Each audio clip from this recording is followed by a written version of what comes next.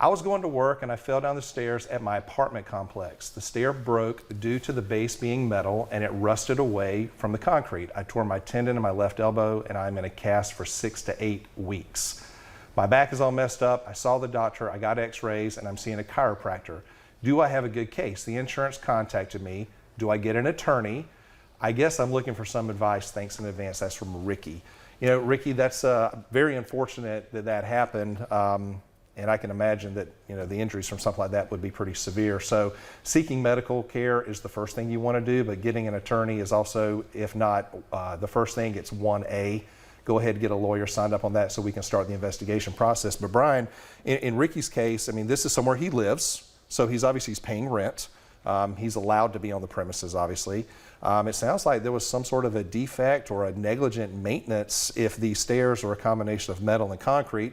We obviously live in a climate that has a lot of salty air. You know, the exposure, the elements can certainly degrade and corrode certain metals. And, you know, this is almost kind of like that, just an accident waiting to happen sort of a thing, unless there's proper maintenance. So what are Ricky's options? No, it's basically a ticking time bomb. Whenever something like that is rusting, it's going to fail, whether it's him or somebody else. I mean, or an older person and falls and gets even more hurt, but it sounds like he was hurt pretty badly. But in this situation, definitely contact an attorney. It sounds like the stairs were not properly taken care of. But another thing, we do have cases where people are injured at their, not necessarily at their residence, but at their property where, you know, there's a landlord. And a lot of people are scared to potentially pursue a claim against their landlord, but it is illegal for a landlord to retaliate whenever you pursue a valid claim. Right. So that's just one more little nugget that most people aren't aware of, is they're hurt on their property. They don't want to, you know, have maintenance not come to their house or take care of their AC when it breaks in the summer or whatever it is. So they're scared to pursue a claim, but a landlord cannot retaliate, and if they do, that just makes the claim worse for them. That's one more basically claim against them. It's illegal to do that. Right, right. You know, in a situation like that, Ricky, I mean, you've got some, you know, steps there. There is an obligation for a landlord or an owner of the premises, or even people that manage, may not own the premises, but they occupy it. They're responsible for its upkeep. There's a legal duty for them to inspect and look out for those sorts of hazards. And something like concrete and metal steps where you can have that sort of corrosion that could lead to a failure, that's going to require a maintenance plan. That's going to require regular inspections. One of the reasons you get a lawyer involved so quickly is because we'll know exactly what to ask for from the property owner or the property manager. Give us your maintenance tickets. Give us your information from when it was constructed. What do you do on a regular basis to make sure that this is not going to happen to somebody? And, you know, I found a lot of times that we start asking for that information that you would think most of these places would keep.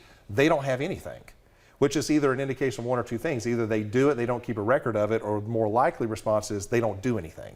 Well, another thing that pops up in these situations is when Ricky was hurt, I doubt this is the first time they knew about this incident. So I have multiple cases where my clients are complaining to the landlord, hey, there is a hazard, please fix it, please fix it, please fix it. And then 6 months goes by and then somebody gets hurt. It might be our client, it might be someone else was complaining about an issue. And you'd be surprised how often, you know, and again, not all landlords are created equal, obviously, but people will just ignore something until it becomes too big of an issue for them to ignore. That's right. That's right. So, you know, those obligations for the property owners, maybe somebody out in the audience, maybe you own rental properties, or maybe you have a business where you have people coming into your business. You know, obviously you're going to want to do what you can to make sure your premises are safe. Nobody that runs a business that has customers coming on that, nobody wants to see anybody get hurt, but there is an obligation to make sure that you maintain your premises in a safe manner. And also, if you do know of that hazard, you got to warn people of it. But like in this situation with Ricky, if this was a situation where people had complained about this problem before, well, there's your notice requirement right there. You don't have to really prove that they didn't have notice about it. They had specific complaints about it.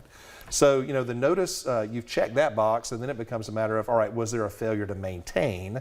And I think the fact that the step collapsed is a pretty good indicator of a failure to maintain. And then, of course, you have your damages, which is really, those are the key ingredients to a successful claim. So, Ricky, if we can do anything to help you out, just get in touch with us. You can call us at our office.